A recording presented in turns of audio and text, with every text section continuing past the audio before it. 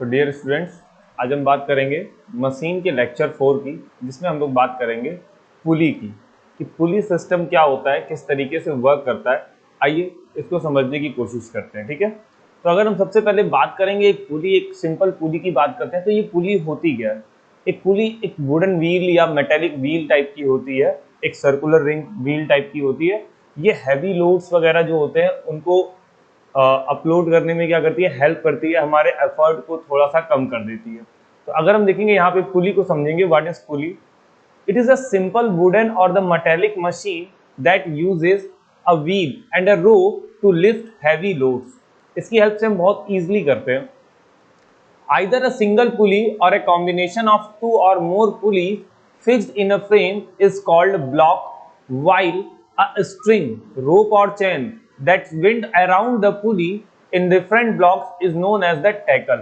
तो पुली के सिस्टम में ब्लॉक एंड टैकल्स भी आते हैं। अब ब्लॉक एंड टैकल्स कैसे होते हैं, जैसे समझिएगा, जैसे हमारी ब्लॉक पुली है, तो जब हमारे पास पुलिस के सिस्टम मल्टीपल पुलिस आती हैं तो उनके मल्टीपल पुलिस के ब्लॉक बनते हैं और फिर उनका एक टैकल बनता है। तो किस तरीके से बनता है ये आपको मैं आगे की वीडियोस में समझाऊंगा। आगे जब आप पढ़ते जाएंगे तो आपको उसमें समझ में आ जाएगा। तो अभी हम लोग नॉर्मली पुली की बात करते हैं। तो सिंगल फिक्स पुली, इसमें सबसे पहले हम बात कर लेते हैं बेटा एक सिंगल फिक्स पुली की। एक सिंगल फिक्स पुली क्या होती है इसको समझने की कोशिश करते हैं। What is a single fix pulley. देखिएगा बच्चा, दिया है single fix pulley. Single fix pulley क्या होती है, एक ऐसी पुली जो कि किसी रिजिड सरफेस पे फिक्स है। A pulley which has an axis of rotation fixed in position is called fixed pulley. तो यहां पर आपको ये पुली दिखाई दे रही है, ये पुली एक सिंगल फिक्स पुली है। ठीक है, अब इसके बारे में क्या क्या कह रहा है देखिएगा, इसमें कुछ चीजें हमें फाइंड करनी है। कह रहा है the mechanical advantage, velocity ratio and the efficiency of a single fixed pulley. Single fix pulley का mechanical advantage, velocity ratio and the efficiency कैसे हम लोग निकालेंगे, देखते हैं। तो आपको ये फिगर दिखाई दे रहा होगा बेटा, देखिएगा इस फिगर में ये एक ऑब्जेक्ट है, ये लोड है। ये क्या है बेटा, लोड। ये डाउनवर्ड डायरेक्शन में वर्क कर रहा है और यहां पर आपका है एफर्ट। ठीक है, आपका एफर्ट भी यहां डाउनवर्ड डायरेक्शन में वर्क कर रहा है। ठीक है, लेकिन अगर आप डाउनवर्ड डायरेक्शन में एफर्ट लगाते हैं तो लोड की मूवमेंट ऊपर होगी, यानी कि अपवर्ड डायरेक्शन में। ठीक है, अब इस लोड की वजह से यहां पर एक टेंशन आएगा और इस एफर्ट की वजह से इस स्ट्रिंग पर एक टेंशन आएगा। Is that clear? ओके, अब देखिएगा यहां पर हम एक आइडियल सिचुएशन लेते हैं। हम एक आइडियल सिचुएशन लेने का मतलब क्या कहते हैं कि हमने एफर्ट अप्लाई किया हुआ है और ये लोड है और यहाँ पे कोई मोशन नहीं हो रहा है, बस हमने क्या किया, इसको होल्ड किया है ताकि इसको रोका हुआ है। तो एक आइडियल इक्वेशन, एक आइडियल सिचुएशन है ये। तो हमारा जो एफर्ट होगा बेटा, वो टेंशन फोर्स, ये जो टेंशन फोर्स है इसके इक्वल हो जाएगा। क्यों इस टेंशन फोर्स के इक्वल हो जाएगा? क्योंकि ये टेंशन फोर्स जो यहां लग रहा है इस वाले टेंशन फोर्स के इक्वल होगा और ये टेंशन इस लोड को बैलेंस करने में हेल्प कर रहा है। यानी कि इस लोड को आप डायरेक्टली एफर्ट से नहीं बैलेंस कर रहे हो, इस रोप में, इस स्ट्रिंग में जो टेंशन क्रिएट हो रहा है वो इस लोड को बैलेंस कर रहा है और वो टेंशन आपके एफर्ट की वजह से आ रहा है, तो आपका एफर्ट इस टेंशन के इक्वल हो गया। ठीक है, तो पहली इक्वेशन ये हो गई। उसके बाद हमारा जो लोड है, लोड भी टेंशन के इक्वल हो गया, that is our second equation. अगर मैं पहली और दूसरी इक्वेशन को कंबाइन करता हूं, अगर मैं पहली और दूसरी इक्वेशन को कंबाइन करता हूं तो मुझे क्या मिलेगा, अगर मुझे दिखाई देगा कि लोड और एफर्ट इक्वल होंगे, then it means load is equal to effort, हमें ये दोनों इक्वल मिल गए। ठीक है, तो हमारा मैकेनिकल एडवांटेज क्या आएगा बेटा, mechanical advantage is equal to load by effort. तो इसका मतलब T अपॉन टी कर लेते हैं, तो T अपॉन टी से कैंसिल हो जाएगा, आंसर इज बिकम 1। तो हमारा मैकेनिकल एडवांटेज कितना आ गया बेटा, 1 आ गया। वेलोसिटी रेशियो, वेलोसिटी रेशियो समझते हैं। देखिएगा बेटा फिर से इस फिगर को देखिएगा कि एफर्ट, अगर मान लो एफर्ट जितना डिस्टेंस नीचे आता है लोड उतना ही ऊपर आएगा। अगर मान लो एफर्ट D नीचे आ रहा है, कितना आ रहा है बेटा, D नीचे आ रहा है, तो लोड D ऊपर जाएगा। ठीक है, लोड कितना जाएगा, D ऊपर जाएगा। तो जितना डिस्टेंस एफर्ट का, अगर मान लीजिए कोई बॉडी पे एफर्ट कर रहे हैं, आप यहाँ एफर्ट लगा रहे हैं, तो जो डिस्प्लेसमेंट कॉज ऑफ एफर्ट होगा वही डिस्प्लेसमेंट लोड में आएगा, यानी कि दोनों की डिस्टेंस क्या होगी, सेम होगी। तो हम वेलोसिटी निकालेंगे, velocity ratio is distance of effort upon distance of load, और दोनों की वैल्यू क्या आएगी बेटा, सेम आएगी, दोनों D वैल्यू चलेंगे। सो यहाँ पर भी अगर d अपॉन डी मैं लिखता हूं तो इनका भी रेशियो कितना आ गया 1, तो वेलोसिटी रेशियो 1 आएगा, मैकेनिकल एडवांटेज 1 आएगा। अब इसी चीज से हम इनकी एफिशिएंसी भी निकालते हैं, तो एफिशिएंसी इज इक्वल टू क्या होता है बेटा, mechanical advantage upon velocity ratio, that is the mechanical efficiency. So 1 upon 1 is equal to 100%, यानी कि हमारी एफिशिएंसी कितनी आ गई बेटा 100% आ गई। 1 upon 1 that is 1, so our efficiency is 100%। तो एक सिंगल फिक्स्ड पुली का जो मैकेनिकल एडवांटेज होता है वो 1 होता है, वेलोसिटी रेशियो 1 होता है, और इसमें जो एफिशिएंसी आती है यानी कि वो 100% आती है। Is that clear? इसका मतलब यहाँ पे कोई भी लॉस नहीं हो रहा है, ठीक है, और ये एक आइडियल कंडीशन मानी गई है तब। ओके बेटा, तो ये तो बात हो गई सिंगल फिक्स्ड पुली की। ओके, अब आते हैं इसके आगे के टर्म्स को देखते हैं थोड़ा। सिंगल फिक्स्ड पुली के बारे में और भी कुछ स्टेटमेंट कह रहा है, क्या कह रहा है देखिएगा। A fixed pulley is used only to change the direction of effort applied, why it with it use the effort can be applied in more convenient direction. तो एक सिंगल फिक्स्ड पुली में हम डायरेक्शन, फोर्स की direction को change करने के लिए, एक तरीके से एफर्ट की डायरेक्शन को चेंज करने के लिए हम क्या करते हैं, सिंगल फिक्स्ड पुली का यूज करते हैं। नाउ आगे आता है बेटा अ सिंगल मूवेबल पुली। एक पुली है बट ये फिक्स्ड नहीं है, मूवेबल है, इसको समझते हैं। कह रहा है a pulley whose axis of rotation is movable. एक ऐसी पुली जिसकी एक्सिस ऑफ रोटेशन क्या है, मूवेबल है, यानी कि वो पुली मूव कर सकती है और वो फिक्स नहीं है, इज कॉल्ड मूवेबल पुली। तो आपको यहाँ एक पुली दिखाई दे रही है, ये पुली एक मूवेबल पुली है। देखिएगा कैसे ये मूवेबल पुली है, इसको थोड़ा सा समझने की कोशिश करते हैं। ये एक रिजिड सरफेस है बेटा, ये क्या है बच्चा, एक रिजिड सरफेस है। ओके, ये हमारा एक रिजिड सरफेस है। इस रिजिड सरफेस पे हम देख रहे हैं कि यहां पर एक पुली है, यहां पर हमारे पास एक पुली है। ये पुली इस रिजिड सरफेस से डायरेक्टली अटैच नहीं है, यानी कि ये पुली मूवेबल है।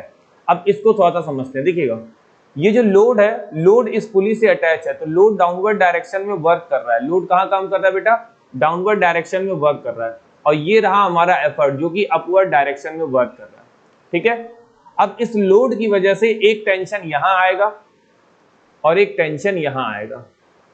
ठीक है, दो टेंशन आएंगे और एफर्ट ऊपर की तरफ तुम्हारा काम कर ही रहा है।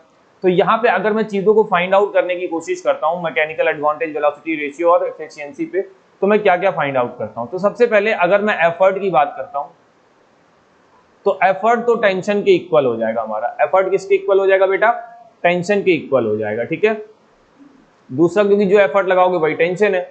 इसके बाद अगर मैं बात करूंगा लोड की बेटा, तो ये जो लोड है ये दो स्ट्रिंग में फर्दर डिवाइड हो रहा है, क्योंकि एक एफर्ट ऊपर की ही डायरेक्शन में लग रहा है तो टेंशन भी इधर ही आ रहा है।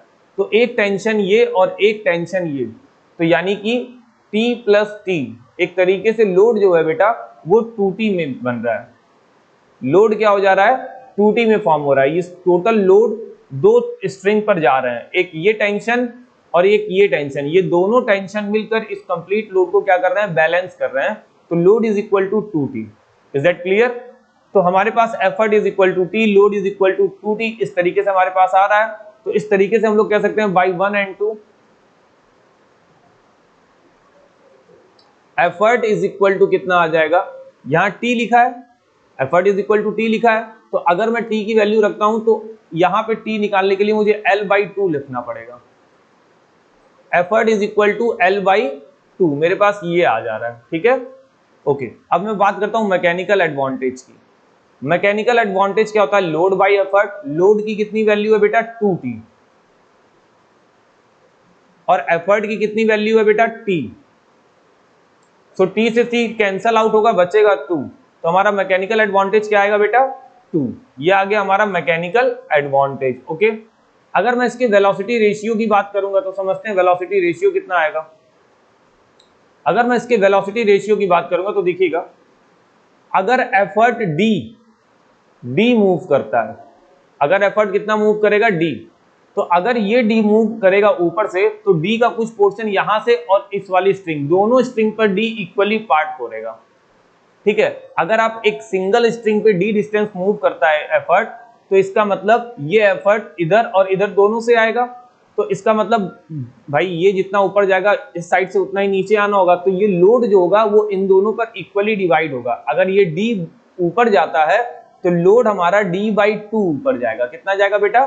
d/2। तो अगर मैं वेलोसिटी रेशियो की बात करता हूं तो DE/dl, तो हमारा DE कितना आ रहा है? तो हमारा DE मान लेते हैं भाई, अगर D आता है तो हमारा लोड कितना आएगा? d/2 ये आ जाएगा।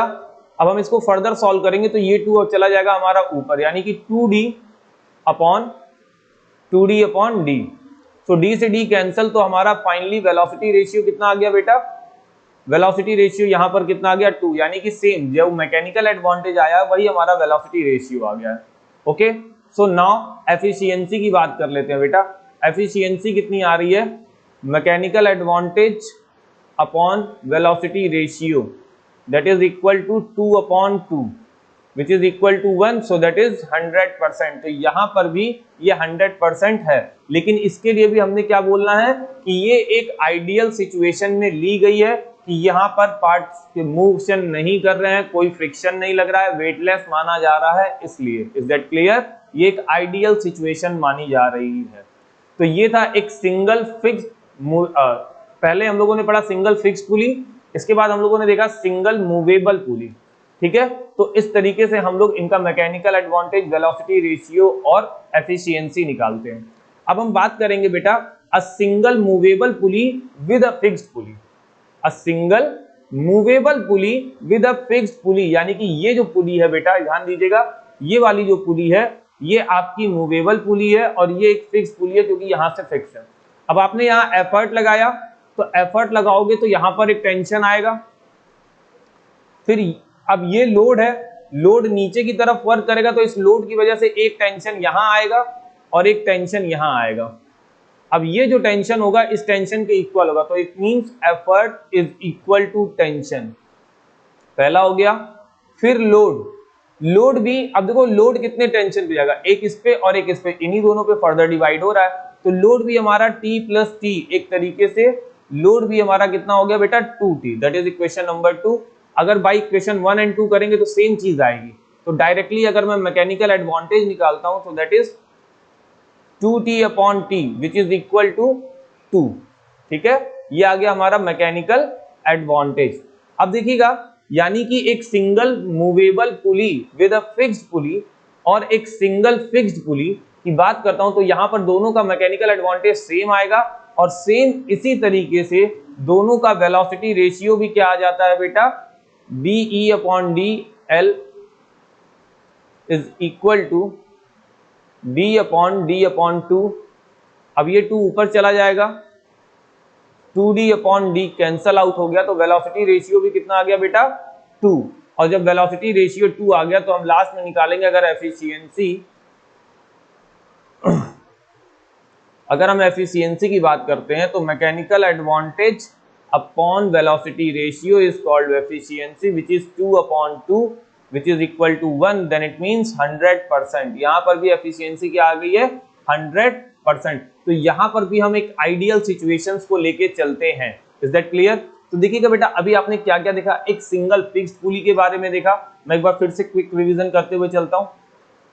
एक सिंगल फिक्स्ड पुली के मैकेनिकल एडवांटेज, वेलोसिटी रेशियो और एफिशिएंसी की बात कर रहे थे।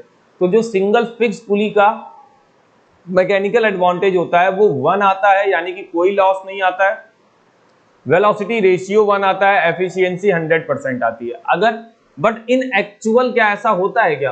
बट इन एक्चुअल एफिशिएंसी हमेशा 100% नहीं आती, वो हमेशा 100% से कम होती है, लेकिन हमने इस सिचुएशन को एक आइडियल सिचुएशन मानना है, इसलिए हमारी एफिशिएंसी 100% शो हो रही है।